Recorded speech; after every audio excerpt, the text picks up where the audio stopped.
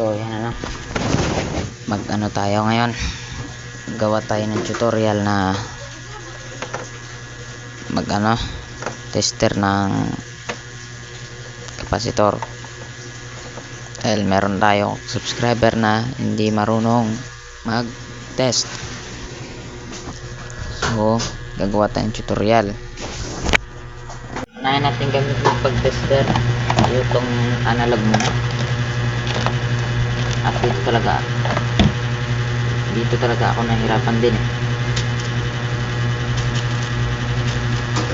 So kadalasan pagka nagte-test ako ng capacitor,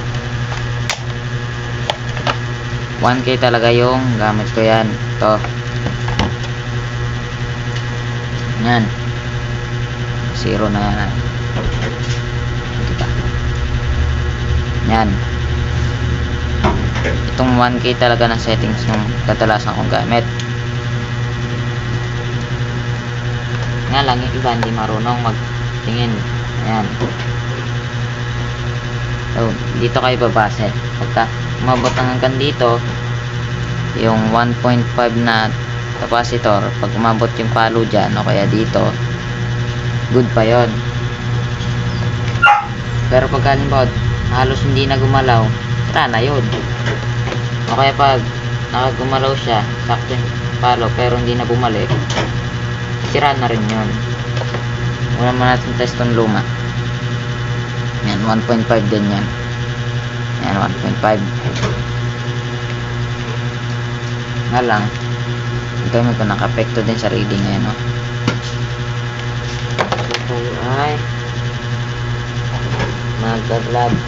Patasok nga pala ang gloves ko. Ito, kumalaw yan hanggang dito, okay pa yan. Yan yung sa guhit dyan. Kita nyo yung guhit na yan. Check natin. Ayun, papalok na kamay ko talaga. Napidikit na. Ayan. So pagka mahina palo, try nyo balik ka rin. Test ulit. O yun, no? Magpas pa doon. Ulitin natin. Ito naman sa kabila. Yan, ha? Tingnan nyo yung reading lang. Yan. Kanya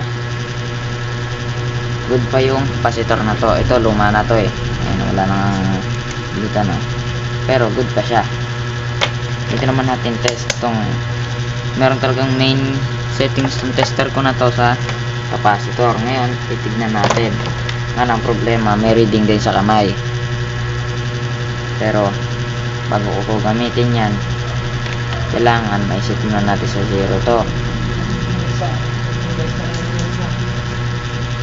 Kasi mali ang marireading natin yan pag hindi naka-0. Yan, ha? Tulit ng capacitor, tulit. Nakapagpapang talaga naman to. Yan. Ayan, bumabalik. Dapat ihinto yan doon sa mismong reading ng kapasitor. Yan. Diba? So okay pa to. Kasi zoom natin. Itong guhit na to, yan, dyan siya uminto, bali dito sa gitna. Ibig sabihin 1.5 yan. Yung guhit na yan 1 UF yan. Sa gitna 1.5 yan. Itong pangalawa 2, 3, 4, 5 yan. Pagka nandito tayo sa setting na to, sa capacitor, yan, may letter C. Ay, pagka lang meron tayong gantong settings na microfarad, try naman natin sa 2UF. Ayan, 2UF yan, ha. Ayan,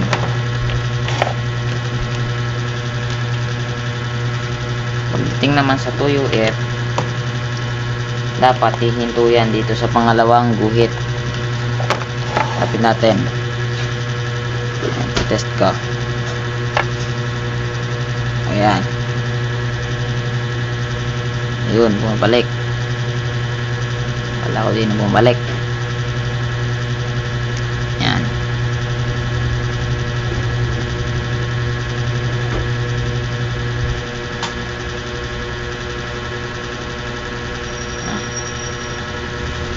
Nasanay talaga ako sa 1K.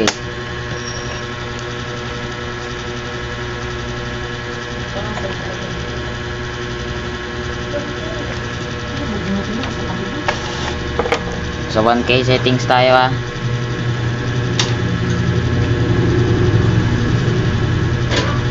Test ulit. Wala naman. O yun. Ulit. O yan diba? Ayan o, kita nyo. Okay pa. Umabot naman siya dito sa 2. So yun yung babasihan nyo ngayon.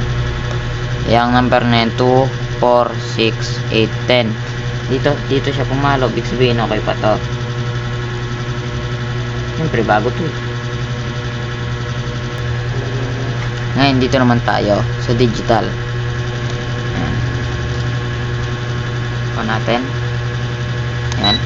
On na.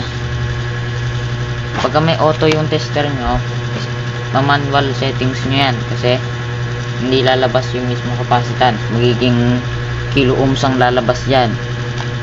O, tignan ninyo. I-stand natin to. Stand natin. Itong tester na to, tatabi na natin. Ito, sa tabi. Yan. Ngayon, ito naman. Sa digital naman tayo mag-test. So, gumagana tong tester ko ha. Ay, hindi pala naka-connector pa yata. Ayan. Gumagana, di ba? Ayan. Okay. So, pag auto yung gamit nyo, hindi lalabas yung capacitance. O, diba? Voltahe yung lumabas. O, diba? Hindi niya nakukuha. So, pag mag-test kayo, siset nyo yan dito. Ilawan natin. Ayan. Sa NF, nanofarad. NF. So, ngayon, ay, dito na lang tayo sa isa. Ngayon, i-reading natin. Ayan, medyo lobat na itong tester ko. Ayan, naka 1.459. Ibig sabihin, okay pa to. Isisave natin. So, ayan, ayan yung nakikita. 1.461 microfarad yan. Pagka 1.4 yan, tapos nakalagay N. Wait lang, ilawan natin. Tapos nakalagay dyan N, hindi na ano yun, hindi na ayos yung capacitor nun. So ngayon dito naman tayo sa luma. Ito yung tinis natin kaganina na malakas ang palo. So test natin. Ayan, test ko. Wala yatang ma-reading. Wala kang ma-reading. Ayan. At walang ma-reading. Wala mang ma-reading to. Ayan. Ayan, ito naman. Reading natin. O yan. Mas mataas pa siya bago. 1.887 naman siya ngayon. Ayan, diba? Ayan, o. Ibig sabihin, ayos pa to. Mas mataas pa to dito. So, ayos pa to. Pwede pa to gamitin. Parang madilim yata ang ilaw ko. Tama na. Ito namang 1.5 na to, naburado.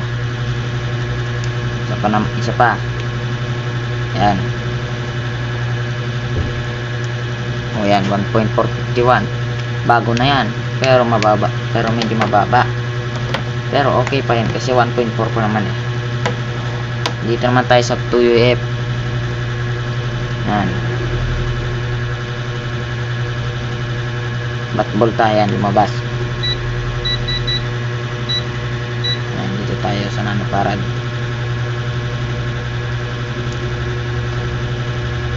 Yan, 1.9 1.910.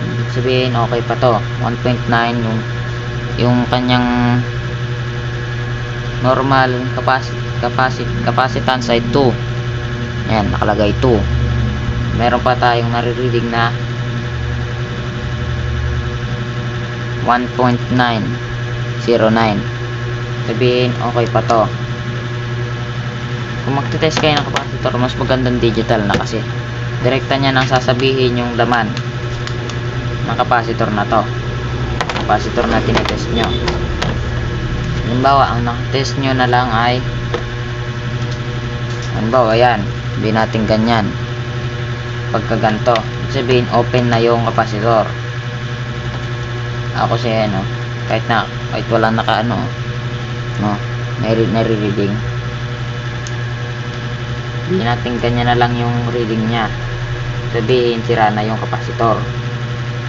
Yan.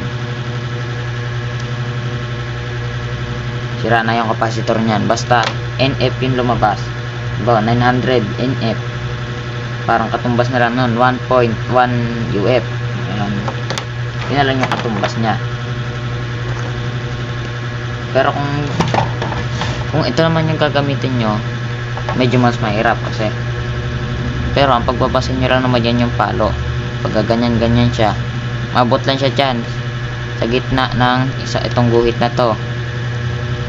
Ibig sabihin good pa yung capacitor pag 1.5 yung tinetest nyo. Pag 2UF naman, ito, pag 2UF, dito yan aabot. Dito sa number 2. Dapat dito. Yan. Tapos, apat ng setting mo ay 1K. At kailangan naka 0 yan.